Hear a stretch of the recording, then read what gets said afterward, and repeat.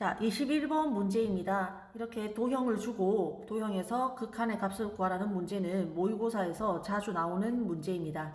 난이도는 그렇게 높게 나오지는 않고 중하 난이도.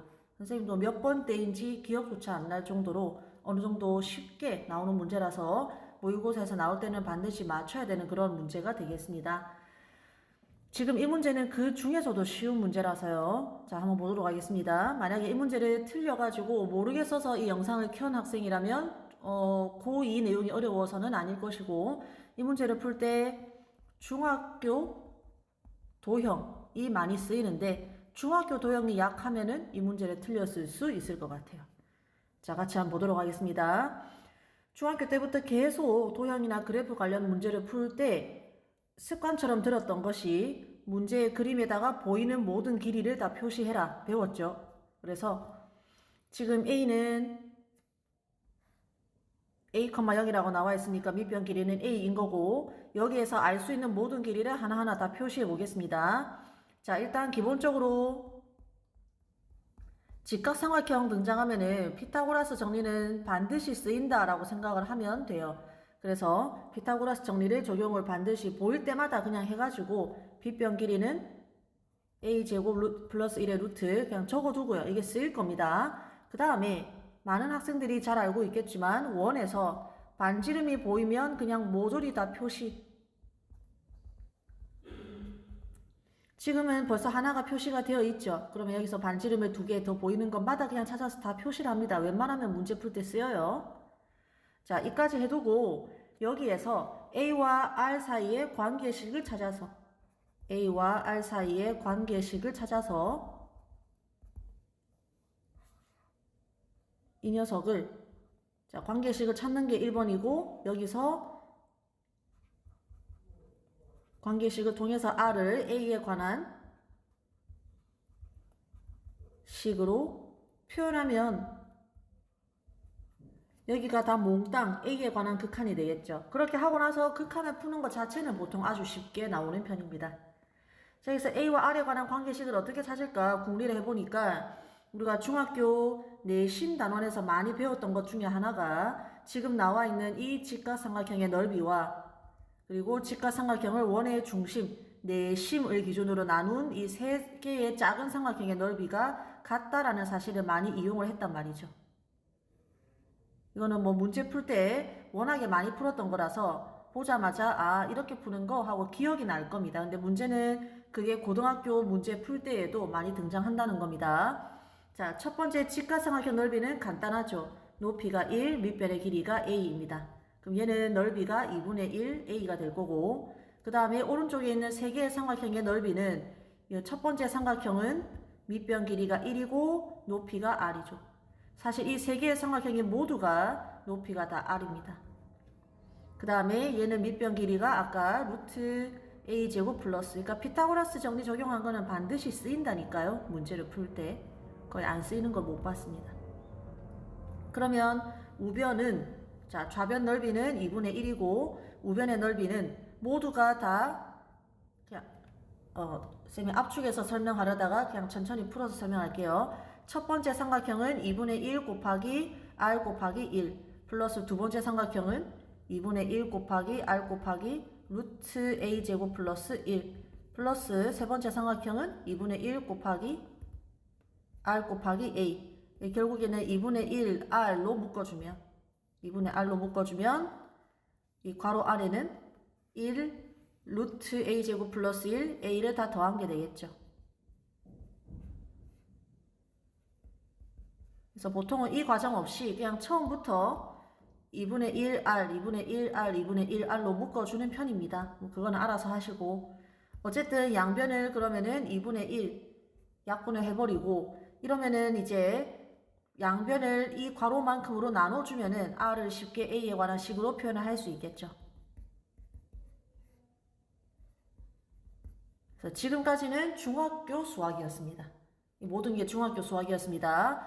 자, 그럼 문제에서 구하라고 하는 것은 리미트 A가 0으로 갈 때 우극한 A분의 R인데, 이제 R 자리에다가 방금 우리가 구한 식을 대입을 해주면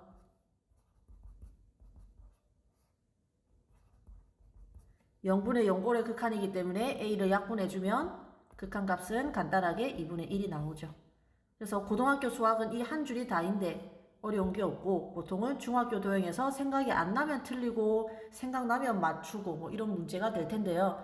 난이도가 그렇게 쉽게, 그러니까 어렵게 나오지 않기 때문에 이 문제가 이런 유형의 문제 치고는 조금 어려운 편이고 실제 모의고사에서는 이보다는 쉽게 나온다라고 생각을 하면 될 것 같습니다.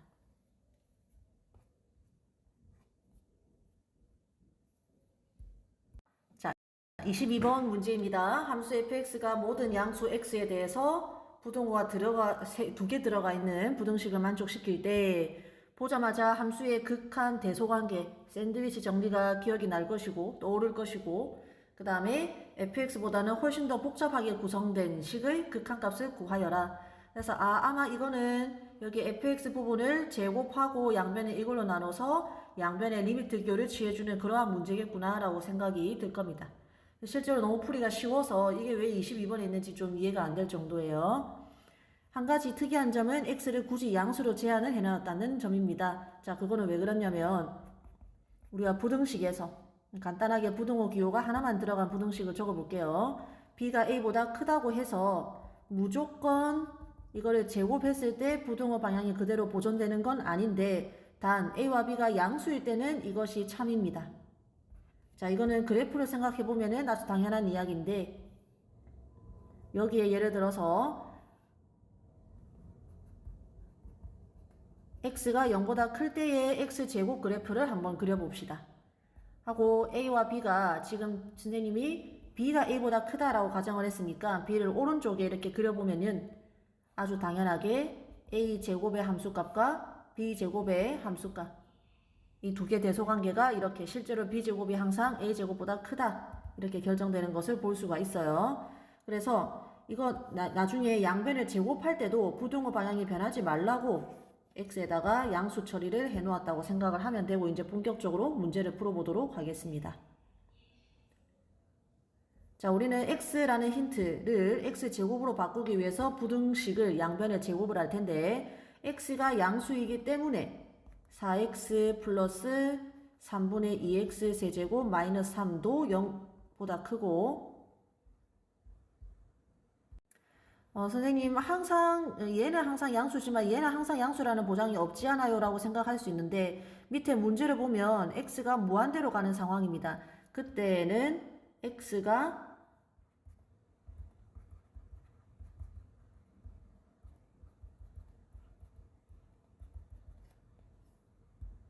무한대로 가기 때문에 x를 충분히 큰 양수라고 가정을 해도 무방하죠. 뭐 최소 1만 이상이다 이렇게 생각을 하면은 이 아래 위로 다 양수라고 가정을 할 수 있습니다. 충분히. 그리고 2x 플러스 1분의 x 세제곱 플러스 1도 0보다 크고 자, 얘가 0보다 크고 얘가 0보다 크기 때문에 가운데 있는 fx도 당연히 0보다 크죠. 그래서 부등식의 양변이 모두 양수인 상황에서는 제곱을 해도 부등호 방향이 변하지 않기 때문에 제곱을 하면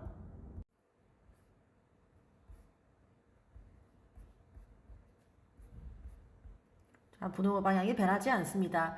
그리고 양변에 이제 3x 4제곱 플러스 x제곱 플러스 1로 나누어 줘야 이 모양을 만들 수 있으니까 양변을 저 식으로 나눠주면 저 식 또한 항상 양수이기 때문에 부등호 방향이 변하지 않죠.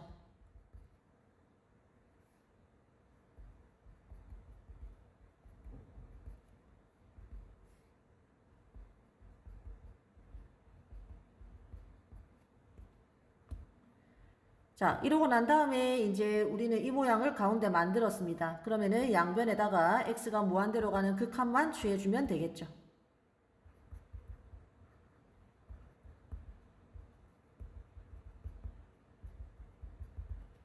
여기도 리미트 x가 무한대로 갈 때, 여기도 리미트 x가 무한대로 갈 때, 여기도 x가 무한대로 갈 때. 자, 중요한 것은 극한의 대소관계 성질에 의해서 극한을 취하하면 부등호에는 반드시 등호를 추가를 해줘야 됩니다. 극한의 대소관계의 성질에 의하면 양변에 똑같이 극한에 취해도 부등호 방향이 변하지는 않지만 이렇게 등호가 들어가야지 올바른 명제가 되죠. 그래서 등호를 빠뜨리면 오답이 됩니다. 함수끼리 부등호 없이, 그러니까 등호 없이 항상 부등호만 성립한다고 해서 항상 극한값도 그러라는 보장은 없죠.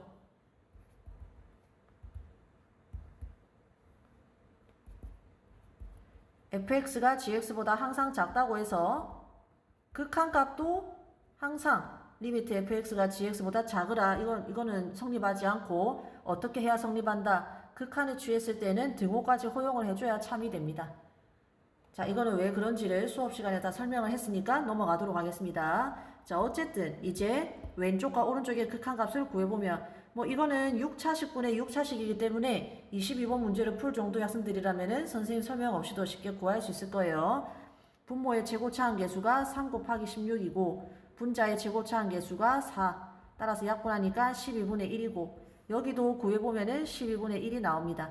그러면 가운데 있는 이 녀석의 극한값도 뭐다? 극한의 대소관계 성질에 의해서 12분의 1이 나온다. 여기에서 답을 구할 수 있겠습니다. 이 문제는 서술을 할 때 틀릴 수 있는 포인트가 너무 많이 들어 있습니다. 그죠? x가 충분히 큰 양수라고 가정을 해야지 이 모든 것을 양수라고 가정을 할 수 있고 그런 것도 빠뜨리면 안 되겠죠. 그리고 이 모든 것이 양수이기 때문에 부등호 방향이 변하지 않습니다. 그 다음에 극한에 취했을 때는 부등호에다가 등호를 추가해야지 그렇지 않으면 성립하지 않으므로 방금 선생님 표시한 이 등호를 빠뜨리면 아주 명백한 오답이 됩니다. 식이 어떻게 되겠어요? 12보다 크다. 무엇이? 답이. 그리고 이거는 12보다 작다. 이러한 답이 나올 텐데 이거는 성립하지 않죠. 그죠? 그래서 디테일한 부분에서 잘 신경을 써야 되는 그러한 문제였습니다.